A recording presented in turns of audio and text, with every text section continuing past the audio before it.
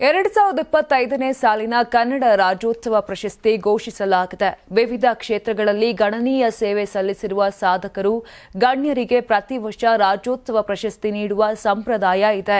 ಈ ಬಾರಿ ಸಚಿವ ಶಿವರಾಜ್ ತಂಗಡಗಿ ಅವರು ಪ್ರಶಸ್ತಿಗೆ ಭಾಜನರಾಗಿರುವ 70 ಸಾಧಕರ ಹೆಸರನ್ನ ಘೋಷಣೆ ಮಾಡಿದ್ದಾರೆ. ಸಾಹಿತ್ಯ ಕ್ಷೇತ್ರದಲ್ಲಿನ 6 ಸಾಧಕರು, ಜಾನಪದ ಮತ್ತು ಸಂಕೀರ್ಣ ಕ್ಷೇತ್ರದಲ್ಲಿ ತಲಾ 8 ಸಾಧಕರು, ಸಂಗೀತ, ವೈದ್ಯಕೀಯ, ಸಿನಿಮಾ, ಕೃಷಿ ಕ್ಷೇತ್ರ ಮತ್ತು ಎನ್ಆರ್ಐ ಕೆಟಗರಿಯಲ್ಲಿ ತಲಾ 2 ಆಯ್ಕೆಯಾಗಿದ್ದಾರೆ.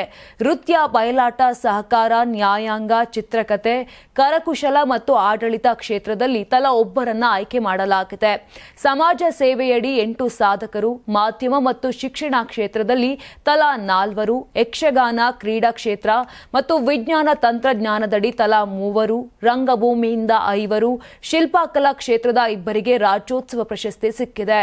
ನಟ ಪ್ರಕಾಶ್ ರಾಜ್, ನಟಿ ವಿಜಯಲಕ್ಷ್ಮಿ ಸಿಂಗ್, ಐಎಎಸ್ ಅಧಿಕಾರಿ ಸಿದ್ದಯ್ಯ, ಸ್ವಾತಂತ್ರ್ಯ ಹೋರಾಟಗಾರ ಕೋಣಂದೂರು ಲಿಂಪ, ಸೂಲಗತ್ತಿ ಈರಮ್ಮ, ಮಾಧ್ಯಮ ಕ್ಷೇತ್ರದಲ್ಲಿ ಕೆ ಸುಬ್ರಹ್ಮಣ್ಯ, ಅಂಶಿ ಪ್ರಸನ್ನ ಕುಮಾರ್, ಬಿಎಂ ಅನೀಫ್, ಎಂ ಸಿದ್ದರಾಜು ಸೇರಿದಂತೆ ಒಟ್ಟು 70 ಮಂದಿ ಸಾಧಕರಿಗೆ ರಾಜ್ಯೋತ್ಸವ ಪ್ರಶಸ್ತಿ ನೀಡಿ ಗೌರವಿಸಲು ನಿರ್ಧಾರವನ್ನ ಮಾಡಲಾಗಿದೆ.